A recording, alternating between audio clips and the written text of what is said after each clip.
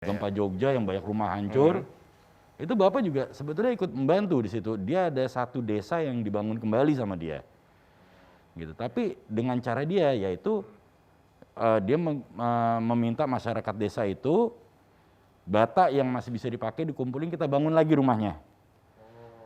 Kurangnya berapa? Ini saya yang tambahin.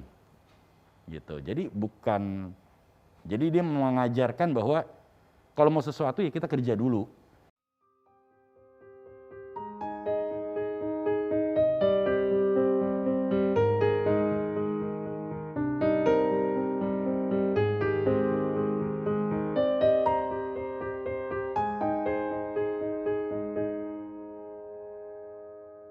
Saya Feby Andrian kembali hadir menyapa Anda dalam edisi spesial podcast Gatra Bicara. Mengapa saya bilang spesial?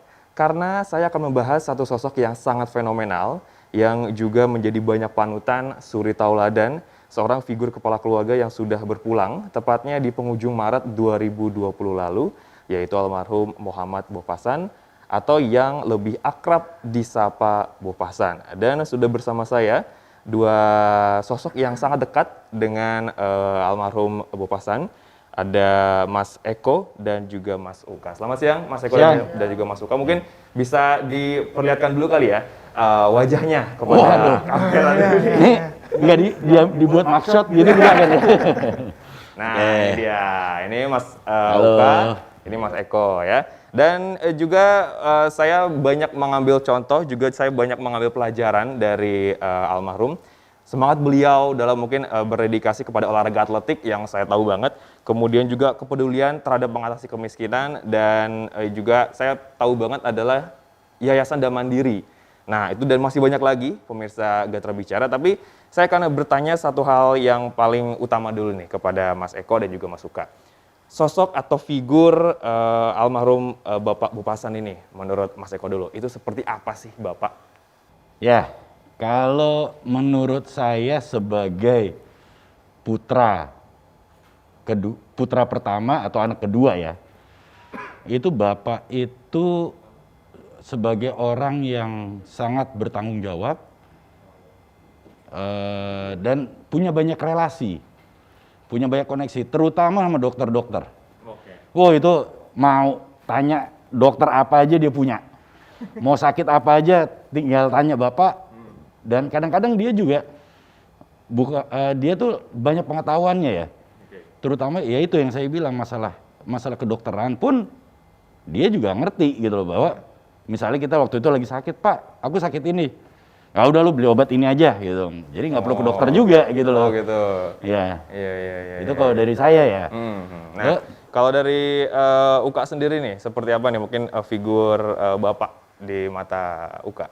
Kalau menurut saya sih Bapak itu orangnya di rumah tuh ya. Kalau di rumah tuh ya, lalu baik sama karyawan. Lalu juga benar-benar jaga kesehatan. Ya, Bapak itu tiap pagi itu rutinitasnya tuh berenang, main golf, sama jemur badan tuh tiap hari. Oke. Nah kalau dari Mas Uka tadi bilang kan almarhum Bapak sering banget olahraga. Kalau ada yang menurun nggak sih ke Mas Uka, mungkin sering main golf kah, sering lari atau seperti apa? Ada yang menurun nggak tuh olahraganya? Saya sih paling ke renangnya ya. Oke. Oke. Kalau Mas Eko apa nih yang ditekuni olahraga? Kalau sekarang saya golf. Oke. Golfnya dan ya alhamdulillah sekarang handicap sudah 12. Waduh. Menuju single. Oke.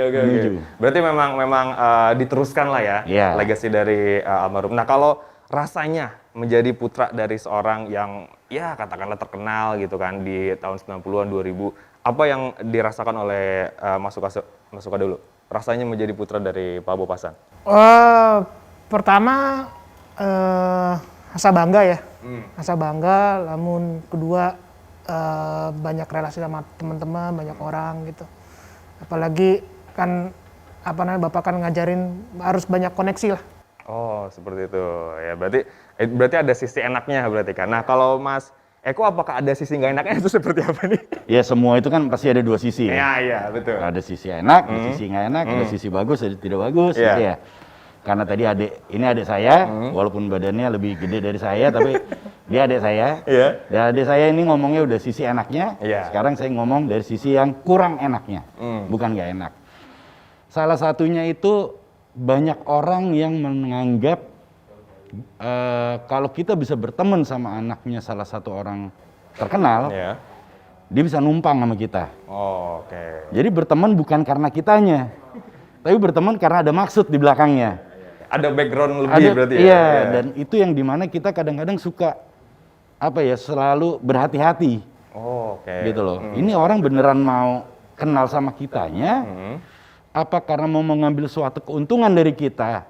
Oh, oke. Gitu loh. Iya. Jadi ada enaknya, ada yang nggak enaknya begitu sih kalau buat saya ya. Jadi kitanya harus pinter-pinter diri juga, jaga-jaga nama di luar itu. Oh, iya. Karena Berarti jatuhnya lebih kepada apa? Memilah-milah relasi teman gitu Iya, berarti ya? benar. Tapi bukan berarti kita nggak mau sama si A, nggak mau dengan kalangan si ini, nggak. Kita sih diajarkan oleh almarhum itu jangan terlalu melihat orang yang mau kita mau kita jadikan kawan, gitu loh. Karena satu musuh terlalu banyak, 1000 kawan kurang. Oh, oke. Gitu. Cuman ya itu kembali lagi ke hati-hati aja. Gimana caranya? Ya itu caranya kita sendiri yang punya caranya kan. Iya. Nah, kalau dari cara mendidik putra-putrinya, apalagi kan berasal dari keluarga yang punya background militer gitu kan. Dari Mas Eko dulu deh, tadi dari Mas Uka kan kayaknya kesannya yang enak-enak mulu gitu kan. Nah, kalau Mas Eko nih ada nggak nih yang sedikit nempel, sedikit, wah gue inget nih masa-masa ini nih gitu. Jadi karena dari masalah militer sebetulnya tidak pure 100% seperti militer ya. Iya. Yang dimana kalau di militer kan jam 5 pagi bangun, ini olahraga, ini semua Terstruktur lah ya. Terstruktur. Tapi ada sedikit, salah satunya kayak tanggung jawab, disiplin. Itu lebih disiplin sebetulnya nomor satunya tuh Bapak itu. Jadi kalau misalkan dia bilang, oke kita ketemu jam 1 ya, di Senayan, makan siang. Iya Pak, bisa nggak? Bisa, oke. Kalau bisa kita jam 12:30 udah sampai sana. Sebelum Bapak nyampe duluan? Sebelum. Iya. Jangan sampai bapaknya duluan yang nyampe. Iya, Itu habis marahin tuh kita. Oke, seperti itu Gitu. ya. Jadi sebenarnya bukan militer tapi ya semi lah. Semi, tapi ya begitu. Jadi kedisiplinan yang terutama diutamakan kepada anak-anaknya itu. Tapi berarti efeknya akan buat diri sendiri juga, buat Mas Eko, buat Mas Uka, efeknya ada berarti kan? Ada, itu kan? iya. Oke. Banyak sekali itu.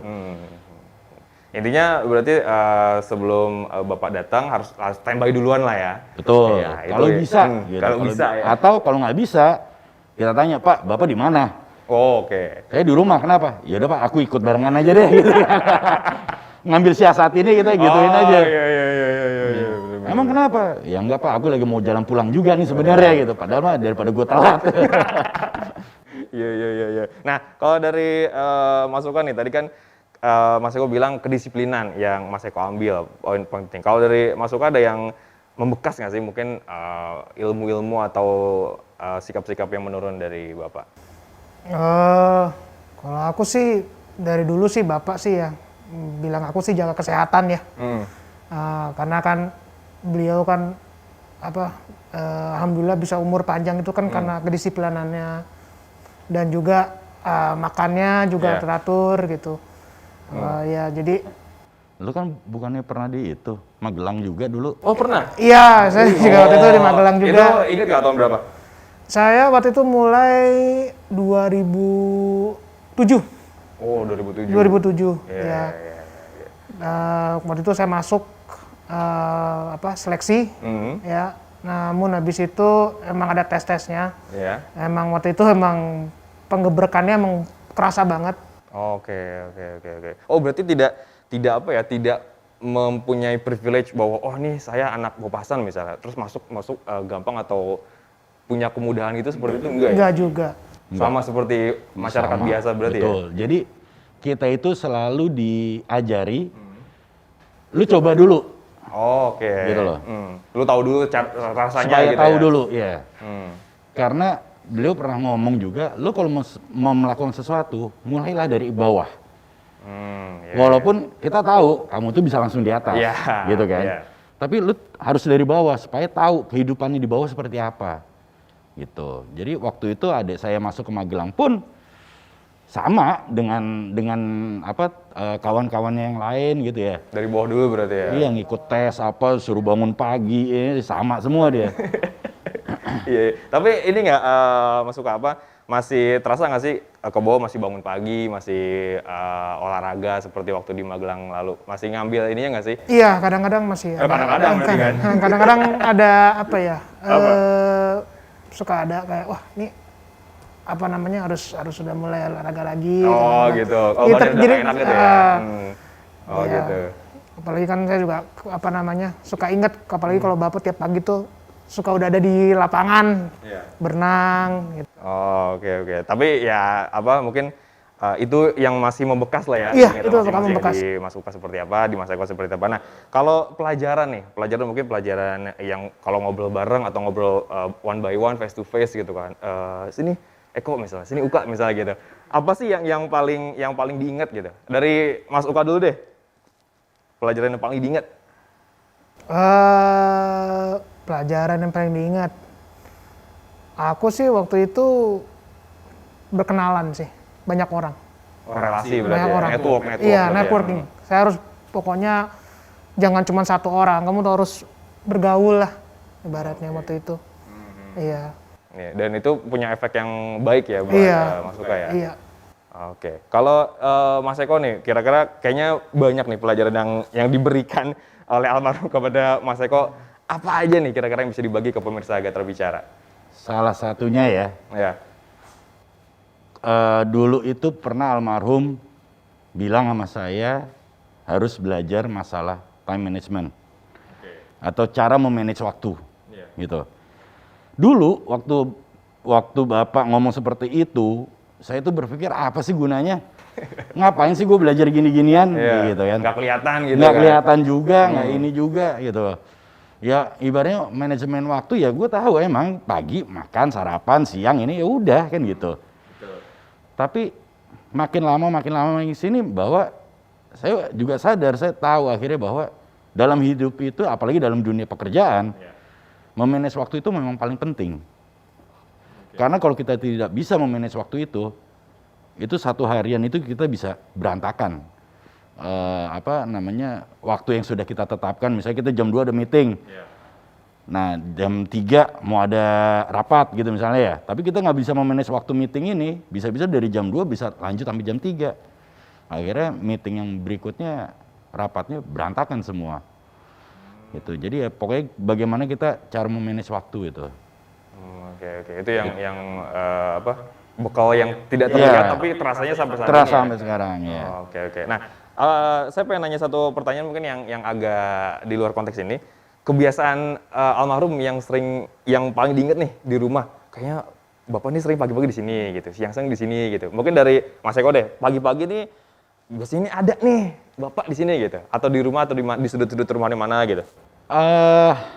Kalau pagi Bapak itu dia biasa bangun pagi subuh.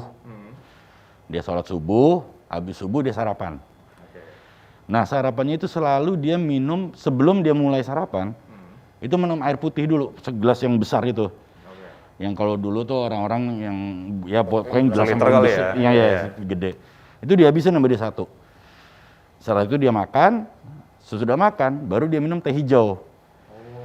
Tapi tanpa gula dia. Itu minum teh hijau. Udah nanti kalau misalkan memang jadwalnya dia golf, habis itu dia langsung jalan golf. Jadi jam 5:30 gitu udah jalan. Udah ada di rumah. Udah nggak ada di rumah. Gitu, main golf gitu. Terus nanti sore dia pulang. Gitu. Jadi itu kalau dia ada rencana main golfnya gitu kan. Tapi kalau enggak ya itu ya berenangnya. Ya, berenang, biasanya berenang. Berenang sama latihan golf di belakang biasanya. Oh, seperti itu. Tapi Mas Eko atau Mas Suka sering menemani nggak sih kalau misalnya Bapak lagi beraktivitas seperti itu? Sering kita kayak berenangnya gitu. Sebenarnya bukan nemenin sih, sebenarnya kita disuruh. Jadi supaya kita olahraga gitu ya. Kita lagi tidur dibangunin gitu. Berenang. 10 kali bolak-balik. Oke. Kita berenang, bapaknya mukul-mukul atau dia berjemur gitu. Iya. Gitu. Tapi 10-nya bapak itu kalau buat kita itu 20. Karena hitungannya satu itu kalau kita 1, 2 gitu. Kalau dia nggak kesana balik lagi itu 1. Oh iya. Ini itu 2 gitu. Oh iya. Jadi kalau bilang 10 kali ya maksudnya 20 kali. Nah itu katanya dari Mas Eko, kalau dari Mas Suka nih mungkin kebiasaan Bapak yang mungkin wah ini Bapak tuh di sini lama nih stay-nya di sudut-sudut rumah, itu pasti beda dong sama Mas Eko. Ada nggak tuh kebiasaan yang Mas Suka masih ingat sampai sekarang? Biasanya itu kalau hari Selasa, Rabu, itu biasanya dia suka ngundang teman-temannya. Oh, kolega-koleganya kali ya? Main kartu sama teman-temannya gitu, makan siang bareng-bareng gitu. Nah, habis itu kalau dulu sih biasanya sebelum itu Senin Kamis suka puasa. Oh. Bapak itu. Iya. Senin Kamis puasa ya. Senin Kamis suka puasa itu dulu. Tapi mengikuti nggak? Senin Kamis kah atau mengundang teman-teman seperti itu? Kalau Senin Kamisnya enggak bisa. Belum nyampe gitu. Belum. Tapi intinya memang kegiatan Bapak itu di rumah udah pasti sehat. Iya. Setengah 6 pagi udah pasti beraktivitas di luar berarti ya. Iya. Oke. Nah, kalau ini kan yang menjadi kehilangan buat semua orang, buat saya juga, buat teman-teman di Gatra juga. Ini yang shock terapi. Waktu itu kan Maret itu Indonesia sudah ada kasus pertama COVID-19 kan. Nah, kira-kira nih, mungkin ya peristiwa kehilangan ini kan tidak akan bisa kembali lagi, tidak akan bisa kita hanya bisa mendoakan melihat foto-fotonya. Kalau perasaan waktu sudah dinyatakan sudah tidak ada Bapak di dunia ini, mungkin dari Mas Uka dulu. Pertama aku rasanya ya agak shock ya. Iya. Shock banget, apalagi sekarang udah agak sepi ya di rumah itu. Biasanya kan aku kalau tiap detik suka dengar suara TV, ya biasanya tamu gitu. Iya. Ada aja yang berkunjung ke rumah. Iya, ada aja berkunjung di rumah gitu. Dan itu hilang gitu ya? Iya, hilang sekarang. Gitu. Oke. Dan itu yang Mas Suka rindukan ya Bapak bercengkrama dengan orang-orang. Iya, gitu. cengkraman orang-orang gitu. Oke. Nah kalau Mas Eko nih, kira-kira waktu itu Mas Eko atau Mas Eko dulu ya? Mas Eko waktu itu lagi posisi di mana tuh? Ingat nggak tanggal 31 Maret itu? Saya pada waktu itu sudah di Jakarta. Sudah di Jakarta? Ya, karena kan sebelumnya saya diposisikan di Surabaya. Nah, jadi bulan Maret itu saya sudah kembali ke Jakarta untuk standby. Nah, ketika ada berita bahwa Bapak itu sudah tiada ya, sebenarnya sedih, bisa dibilang sedih ya. Tapi kita bisa apa? Kan gitu. Karena memang sudah waktunya, Tuhan lebih sayang, ya sudah kita lepaskan. Kan kita nggak mungkin juga ngeraung-ngeraung gitu kan, ini nggak mungkin juga. Sudah berbagai upaya juga gitu. Udah berbagai upaya segala macam, jadi ya udah kita ikhlaskan saja semuanya. Jadi yang masih kebawa kadang-kadang sampai sekarang itu adalah handphone kalau saya. Apa tuh handphone tuh? Kenapa tuh? Biasanya Bapak itu walaupun sesibuknya Bapak, dalam satu hari itu masih dia menyempatkan untuk menelpon anaknya. Oh seperti itu ya? Iya. Walaupun cuma 15 menit, 10 menit, cuman kamu di mana, lagi ngapain? Ya udah. Jadi walaupun cuma sebentar, dia mesti menyempatkan. Dalam satu hari pasti ada tuh ya? Ada. Oke. Dan beliau itu kalau nggak diangkat telepon, ngambek dia marah. Ngambeknya dia lewat chat atau mungkin nelfon lagi, kok nggak di ini? Iya, jadi dia akan nelfonin terus. Oh gitu. Ketika kita nggak angkat, itu akan terus-terusan ditelepon. Sampai kita angkat, diangkat baru dia marahin. Kamu kemana aja diteleponnya? Iya Pak, ketiduran gitu. Kamu kayak gitu lah.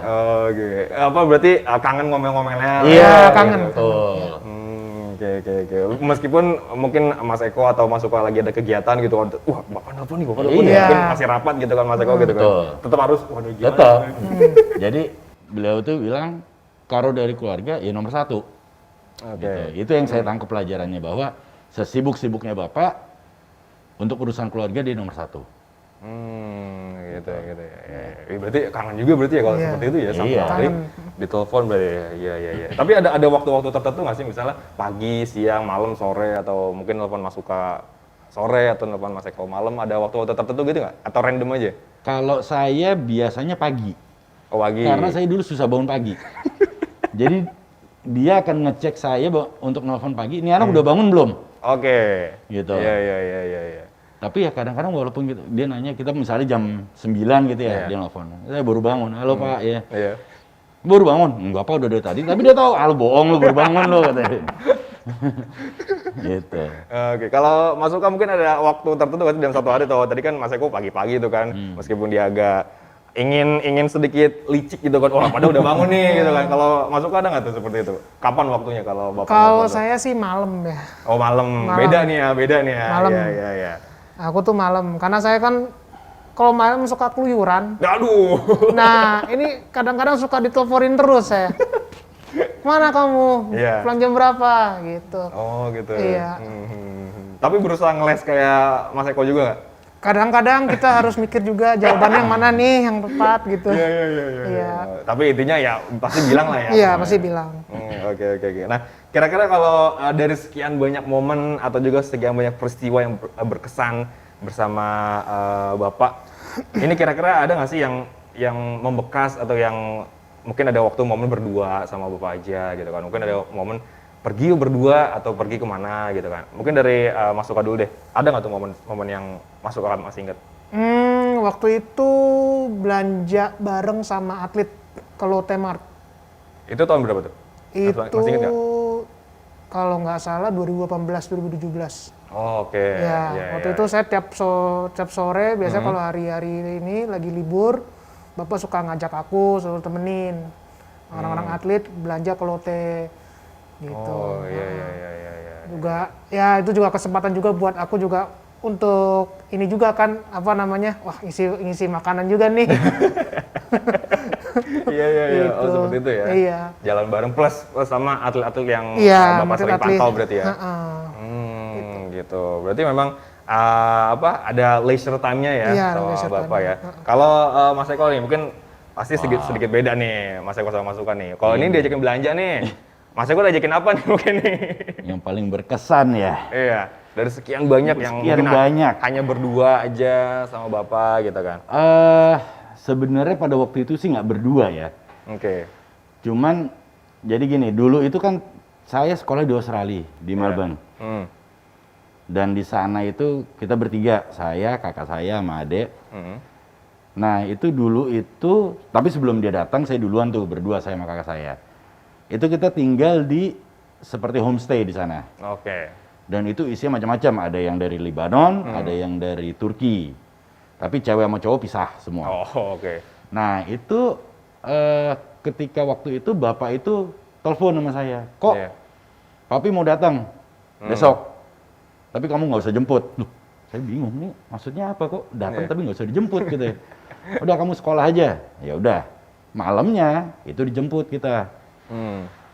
Saat seluruh anak Indonesia yang ada di homestay itu diundang makan sama bapak di hotel, di buffetnya, dan kita semua berpikir, kenaikan gizi nih, perbaikan gizi gitu ya. Iya, betul. Nah, apalagi anak-anak Indonesia yang di luar negeri ya kan Susah nemuin nasi mungkin. susah ya. gitu.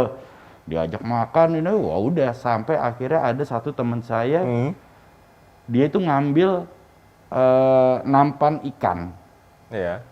yang dimana itu sebetulnya harus untuk buffet, tapi diambil sama dia, ditaruh di meja. Bapak saya ngeliat, itu apaan? Ikan Pak. Iya.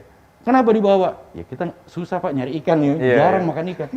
Bapak cuma geleng-geleng aja, tapi ya udah didiemin. Gitu. Oke, Jadi oke. ya sebenarnya banyak sih ya kalau mau diceritain apa namanya peristiwa-peristiwanya segala macam, tapi ya kan nggak mungkin di sini kita ceritain semua ya. Betul, kelamaan kan ya.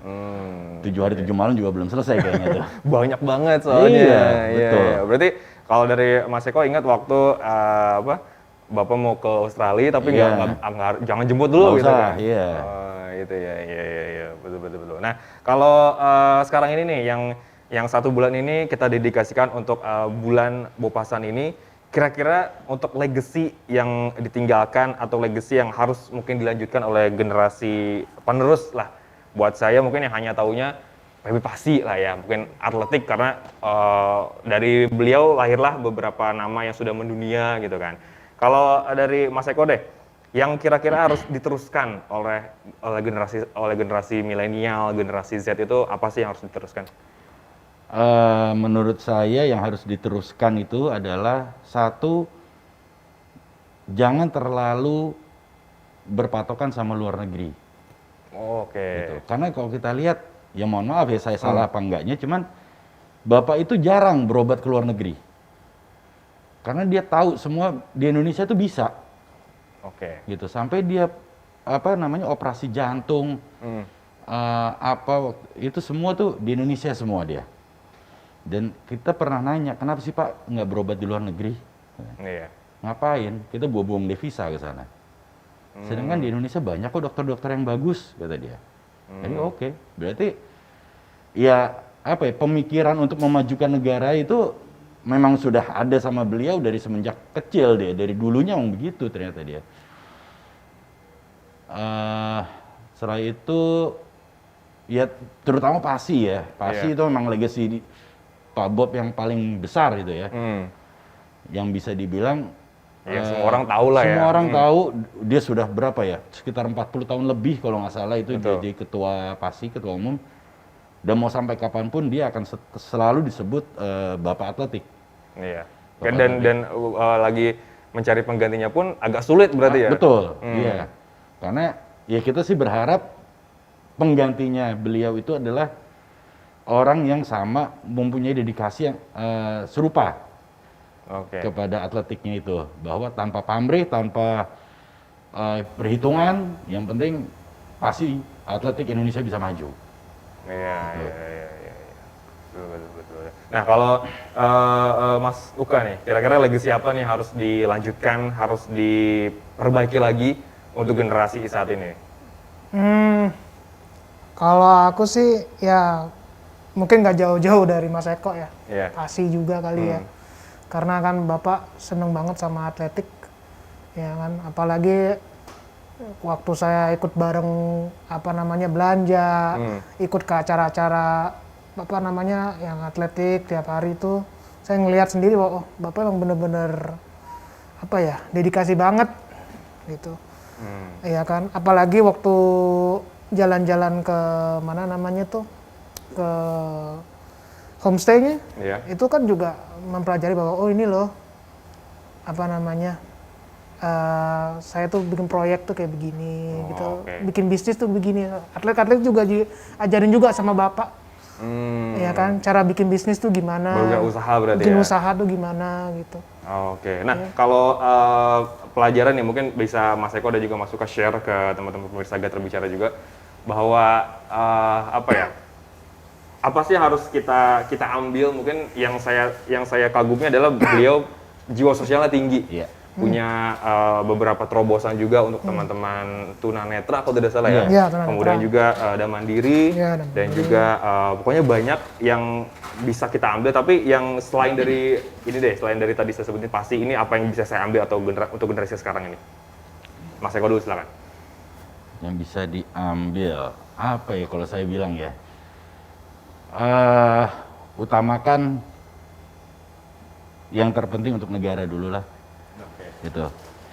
Kita bantu pemerintah, jangan sedikit-sedikit komen yang jelek, jangan sedikit komen jelek pemerintah gitu ya. Karena apapun itu ujung-ujungnya nanti untuk kita juga kok. Gitu loh. Dan Pak Bob ini ketika melakukan sesuatu, dia hampir tidak pernah mau terekspos sebenarnya. Tidak mau terliput gitu tidak mau, ya. Jadi kayak misalkan mana tuh waktu itu ya, gempa Jogja kalau nggak salah. Oh iya.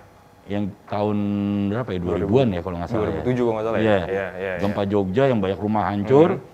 Itu Bapak juga sebetulnya ikut membantu di situ. Dia ada satu desa yang dibangun kembali sama dia. Gitu. Tapi dengan cara dia yaitu dia meminta masyarakat desa itu bata yang masih bisa dipakai dikumpulin, kita bangun lagi rumahnya. Kurangnya berapa? Ini saya yang tambahin. Gitu. Jadi dia mengajarkan bahwa kalau mau sesuatu ya kita kerja dulu. Gitu loh. Jangan ujuk-ujuk tangan nada dan berharap kita dapat. Tapi kita kerjakan dulu. Kerjakan dulu, andai kata kurang, oke, nanti kan pasti ada yang bantu. Gitu. Dan satu lagi, Bapak itu selalu ngomong ke saya, kalau nggak tahu, nanya. Itu. Jangan malu bertanya. Kalau orang bilang kan malu bertanya sesat di jalan.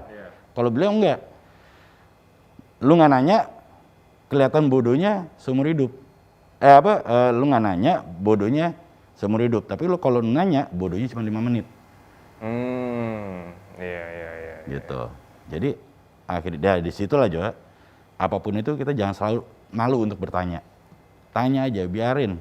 Mau orang itu berpikir ini anakku dikasih tahu nggak ngerti-ngerti ya. Iya. Tapi kebanyakan nanya nggak bagus juga. Atau kalau zaman sekarang ngomong, udah googling aja lu gitu kan. Nah, googling gitu. Iya. Penting bertanya dulu, ada usaha dulu ya. Ada usaha dulu lah kita. Gitu. Nah, Oke. Kalau Mas Uka nih, kira-kira yang bisa diambil atau masih Mas Uka tekuni sampai sekarang pola pikir Bapak mungkin yang masih diingat itu apa nih yang harus bisa di-share? Kalau aku sih waktu itu lebih ke pertama olahraga ya. Ya, olahraga. Itu kan Bapak tiap hari itu kan minta saya suruh jogging, lari, ya kan. Ya, meskipun ya cuma sebentar tapi Bapak itu kan kesehatan, buat kesehatan sendiri. Gitu. Gerak lah ya badannya. Ya, gerak gitu. Ya kan, apalagi kita kan di zaman yang dimana apa-apa instan, ya kan. Gitu. Apalagi juga kalau Bapak juga pernah ngajarin aku waktu itu soal HP aja, HP tuh. Waktu itu Bapak bilang sama aku, kalau HP itu jangan asal nyontek di kontak terus pencet. Wah, kenapa? Dia bilang, pencet aja nomornya. Kok gitu? Supaya kamu ingat, supaya kamu nggak tuli, kamu nggak pikun sama pikiran kamu. Oh gitu. Oh, itu yang aku bilang. Oh, oke. Gitu. Terus juga lalu juga orang-orang kecil. Ya kan. Bapak juga minta lihat aku suruh ya bantulah mereka gitu loh, apalagi petani, ya kan. Saya waktu itu juga jalan-jalan pertama Bapak ke ke homestay itu, saya juga ngeliat sendiri gitu loh, Bapak membangunnya gimana, ya kan, desa-desa Bapak waktu kecil tuh kayak gimana gitu.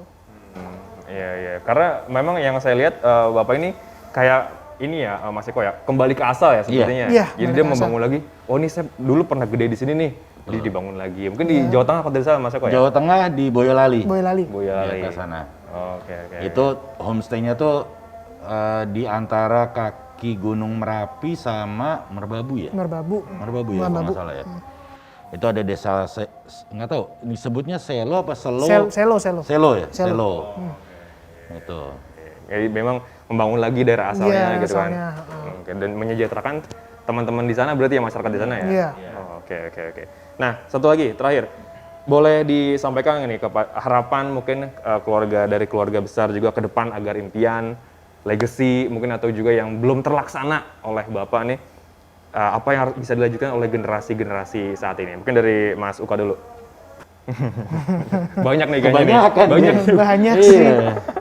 Titipannya banyak saya. Titipannya banyak sih. Sebelum ya mungkin gini deh ya, kayak misalkan yang gampang dari tadi kita udah omongin itu seperti PASI ya. Yang gampang deh. Kita sih berharap untuk penerusnya siapapun itu jangan gini, PASI itu sudah mempunyai pondasi yang sangat kuat. Pengprovnya itu sudah ada di setiap daerah. Pergunakan mereka untuk mencari lagi atlet-atlet baru. Agar seperti yang terakhir Muhammad Zohri, siapa tahu di pemegang PASI yang baru ini ada lagi Zohri yang baru. Iya. gitu. Mencari lagi ya, Mencari berarti ya? lagi semua atlet-atlet topnya itu bisa dilahirkan kembali. Jadi jangan karena dia ada pemegang yang baru, terus dia udah yang penting pasti jalan aja. Oh iya. Tapi kita berharap juga ada lagi dong dari pemegang yang baru nih, Zohri barunya siapa? Gitu ya kan. Terus atau si Maria Londanya siapa yang barunya? Atau yang pelari gawang tuh si Trianingsih. Iya. Ya kan. Jadi ya kita berharap ada kemajuan juga lah di PASI itu dari keluarga besar seperti itu. Oke, harapannya memang berat tapi harus dijalani berarti Iya, ya. Harus jangan. mencari mungkin Zohri yang lain, Iya. Benar. Trianingsih yang lain Iya. gitu kan. Oke, terakhir nih satu kata mungkin yang bisa menggambarkan sosok Pak Bob Hasan. Ini mungkin harus dipikirkan matang-matang ya, Nah, tapi itu. nggak lama-lama nih ya. Nah, itu. Tapi nggak lama-lama nih.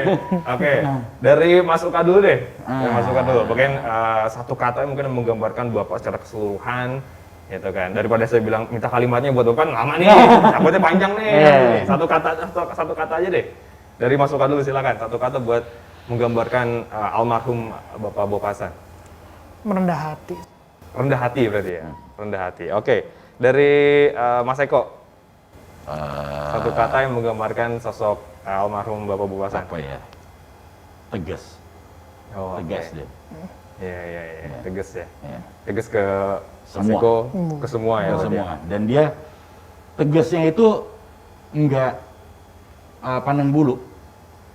Siapapun itu, gitu loh. Mau itu anaknya kek, mau itu temennya kek, mau itu saudaranya. Kalau dia bilang enggak, ya enggak. Iya. Jadi memang tidak pandang bulu, tidak tebang pilih juga berarti Iya. ya. Oke, dan itu yang dirasakan sampai detik ini Sampai detik. terasa sekali ya. Iya. Oke, sekali lagi. Terima kasih Iya. Mas Eko dan Sama-sama. juga Mas Suka atas bincang-bincangnya. Saya menjadi banyak ternyata banyak kejadian menarik juga yang nggak selamanya mungkin Bapak keras, tegas gitu kan. Kadang juga suka melucu juga berarti. ya? Banyak lucu lucunya, banyak humoris lucunya, juga. Iya, ya. umur juga berarti ya. Iya. Oke, kalau gitu sekali lagi terima kasih banyak Sama-sama. ya dan juga semoga semakin sehat dan juga sukses Amin. terus Amin. ya dan sehat keluarga.